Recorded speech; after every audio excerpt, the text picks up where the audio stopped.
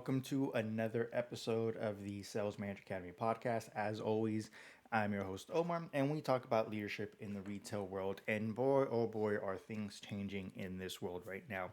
I'm sure, as you guys have known and have been keeping up with the news, right? Especially if you're in a leadership position, these are things that affect us on a day to day basis and affect our projections for the rest of the year, right? Because we have two sides of a story. One is the false narrative, and the other one is what we're actually realizing is true. And the false narrative right now is that we're in this booming economy, right? It's 2026. We saw the slowdown, the sluggishness in 2025, and it's come to realize that it's a lot worse than what was projected or what was released, right? We are now realizing that a lot of the numbers are being revised much lower as far as job gains. And what does that mean? That means that there's less people in the workforce.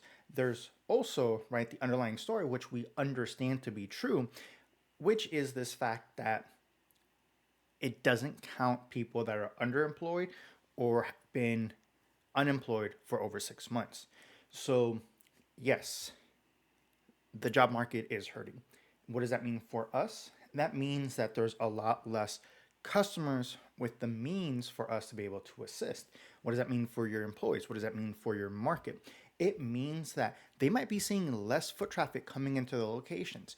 It means they're going to see a lot less opportunities. It means that if they don't have the skills, their job becomes much, much tougher. Okay. It's your job to be a beacon of hope for your employees to help showcase that, hey, things can be done and we can help our clients, we can help our customers. And it is going to be a little bit tougher. It is going to be, harder for us to essentially hit the same numbers we were hitting 2 years ago, right? At that same level. Because we may not see that same foot traffic. We may not see that same pattern coming in, right? Or we might sell some of these things and they might be returned, or worse, they might go unpaid. And that means commissions, bonuses aren't getting paid. It means product is being lost, right? Obviously, there's a lot of different circumstances going on that can cause that. But that's the biggest thing that you need to focus on right now is you have to help your team understand and help them navigate through what essentially is a tough time in our economy right now. Okay, that is one of the biggest things that we need to really focus on is how to skill up our teams. You guys need to understand when it comes to any type of recession, it is going to affect a percentage of our population dramatically. And that's going to have a ripple effect because there's not going to be as much liquidity going up, and there's going to be a certain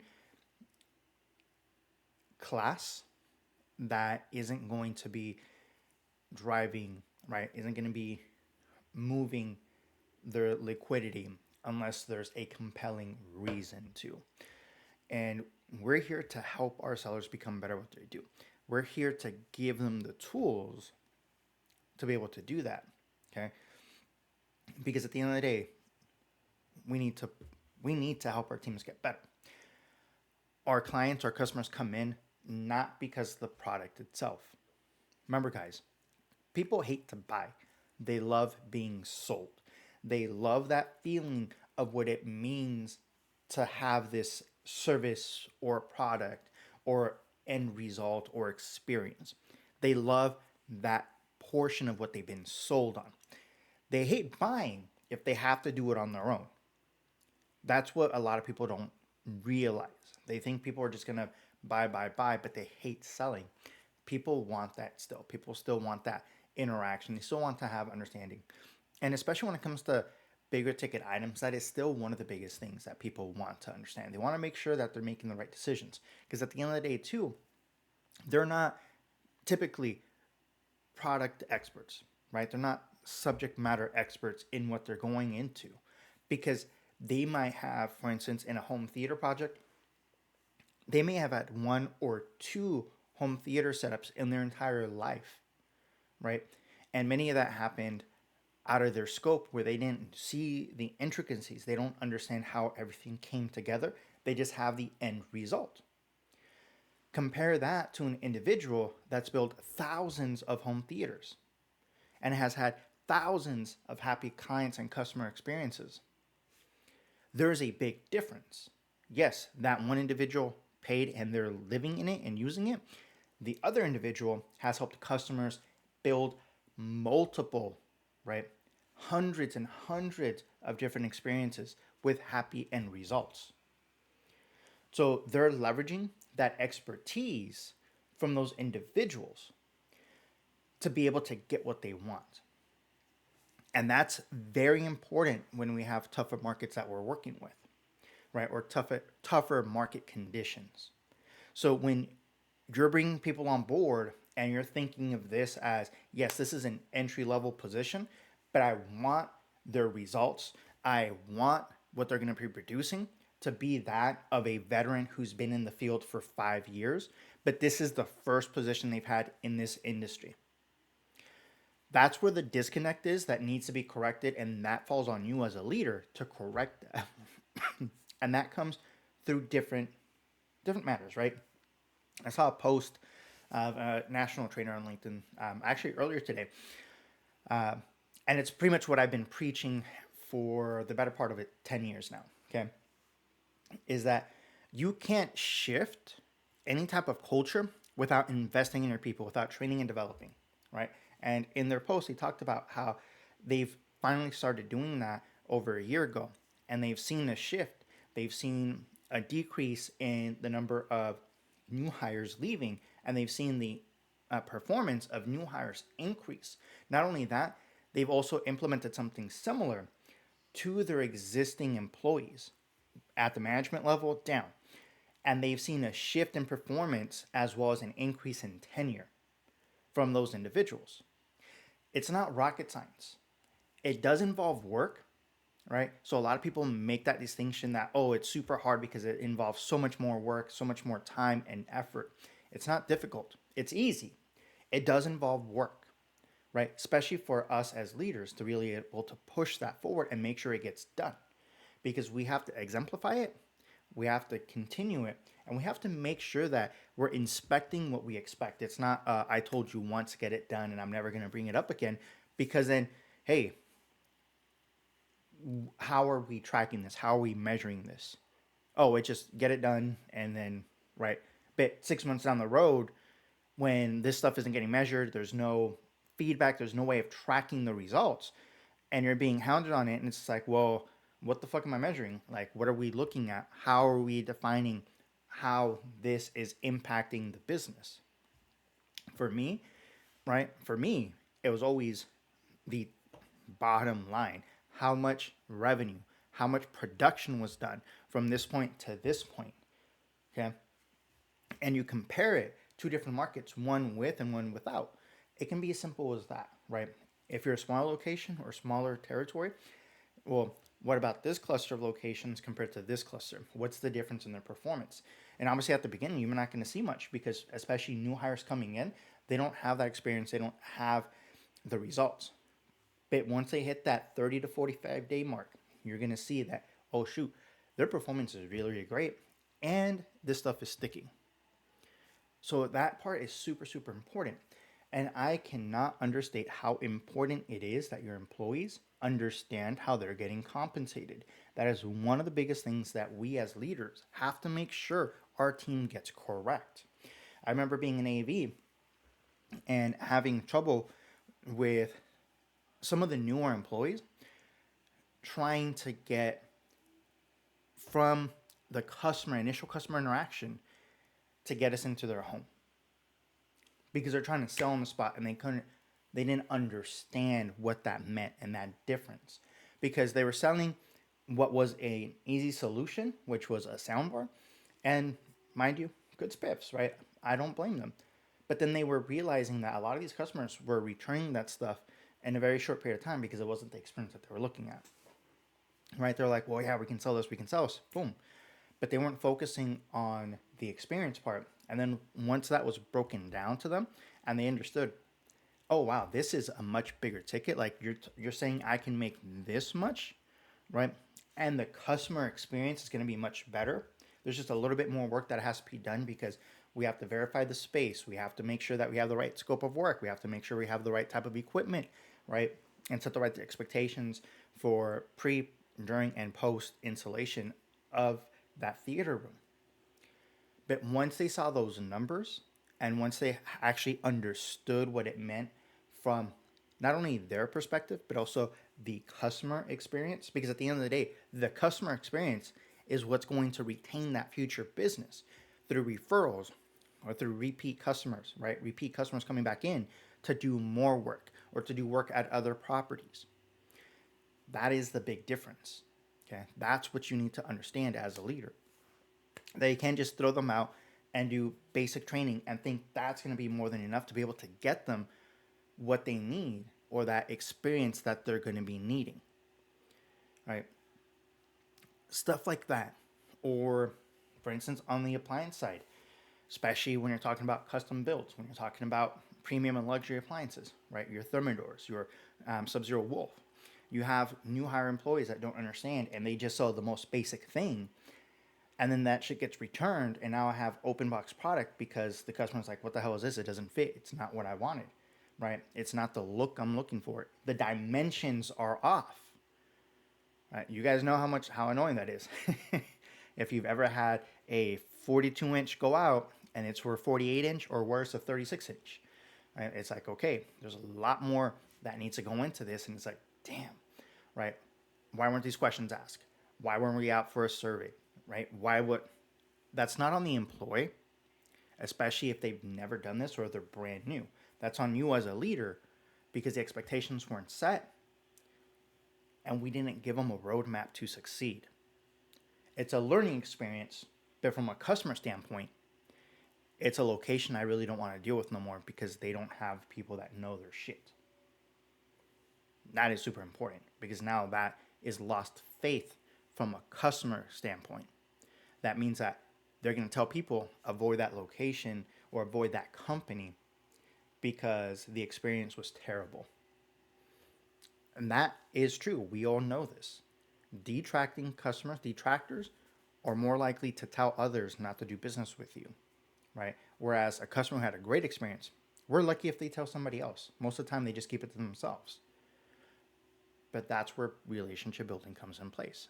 But for now, the biggest focus that we need as leadership is to focus on training and developing our people, ensuring they understand how they get paid.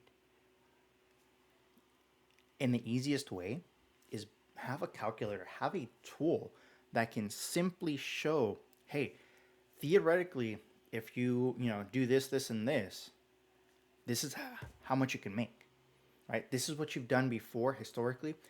This is that push we want to get to, and that's the difference in compensation.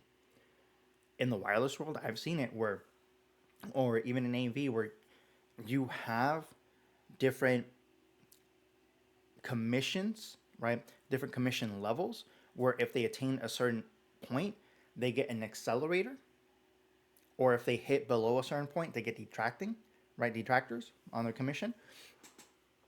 I've seen it where 8 units can make the difference of half or more of the potential commission they could be making. Where they were making $1,200-$1,300, where they realistically could have been making $3,000. But because they didn't have that extra drive, because they didn't know what they were actually losing, that becomes the bigger issue. Because you're thinking about what they could be making instead of helping them learn what they're losing out on. And this is the reason why I want you to be successful. This is the reason why I want you to succeed. It's not because I want to drive you crazy. It's not because I want to hound you and micromanage you. I want you to be successful making as much as you can. Right? We're talking about sales. We're talking about helping as many people as we can in an ethical way, right? Not slamming, none of that crap. And getting those customers to want to do more business with us, to bring other people back when we ask them for referrals or when we're finishing up. And it's like, hey, who else could we, that of is going through something similar that we can help out, right? Tell them to come see me, or better yet, let's give them a call right now, right? Let's have you introduce me to them. That way they have my information, they know who I am, and we can make things easier. And that's what we want to do. That's what we want to be able to help. We want our teams to be part of the community that they're in. And they can only do that by helping and assisting the community, not by slamming. We want people to come back in. We want repeat business. Now, there's other things that we can do as a business, as an organization, to help that along. But the core foundation of this is making sure that your sellers are trained and developed.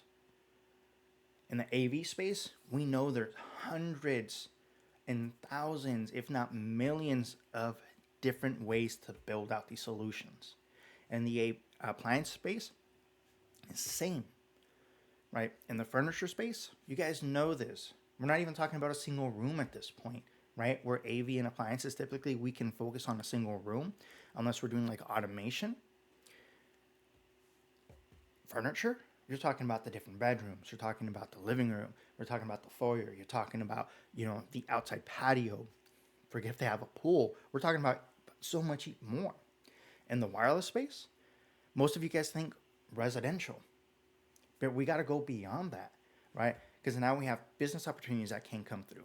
We're talking about fleet. We're talking about so much more,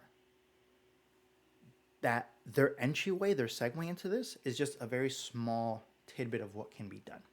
So that's what we need to focus on as leaders. It's not the right here and now. It's the, this is my view, right? I believe that you're capable of being successful. I want you to be successful. So let's do everything possible to get you there. Let's get you to have as many customers and clients come back to see you. Talking about praising you because of how well you did. You found the solutions, right? You'd be surprised. Some customers are willing to spend more if the experience is correct, right? If it's what they're looking for. And we can talk about the financing aspect of it later, right? The budgetary. First, we need to focus on what you're looking at. And then we got to see what the budget is. And then we can work and see, okay, do we need to come down on on what we're looking at and cut the experience? Or do you have room to be able to increase your budget? Like, what are we looking at? Because at the end of the day, I want you to keep this. I want you to enjoy this. It doesn't do me any good if you buy this right now, order it, and then cancel it mid-delivery because, all of a sudden it's now a constraint. I want to make sure that this is something that you're going to keep, that you're going to stay with. And there's nothing wrong with our employees learning to bring that up and to be able to talk about situations like that with customers. That is part of the conversation. And especially right now, where a lot of our clients, a lot of our customer base might be feeling that financial crunch, right? Or that financial pinch. It's an even more important thing because maybe, yes, we want it, but that initial thing that they want might be slightly out of their range. What are some of the options that we have available, that what we can do? Well, hey, we could do this, right? We can still get you a very similar experience. We do this, and then we can build on it, right? But at least we have the core foundation so that you don't have to rip everything out and do it all over again. We can start here and then build up from there. Once we're ready for it, we can do it in stages. We can do it all at once, right? This is the options. This is what we can do. I have A, B, and C, right? I have best, better, good. Which would you like? But it comes down to your employees feeling comfortable coming up with those scenarios, talking through it. And that means that we need to spend time training and developing our people, running drills, doing coaching sessions, going over their pay. It seems like a lot, but it doesn't have to be. I'm talking about doing small 15-minute sprints, 15-minute coaching sessions with your teams. You would be surprised how big of a change that makes in their performance, because they're going to start seeing those results right away. And they're going to be enjoying the results because it becomes real. I'm going to leave it there for today, guys. I'm telling you, training and developing goes a long way in making sure that your team is truly successful at what they're doing. Guys, don't forget, right? Thanks again for coming in, spending another day here at Sales Manager Academy podcast. Hit that like and follow button. Make sure you guys stay up on what we're talking about. And drop a comment. Let me know what you guys want to cover. And I'll catch you on the next one.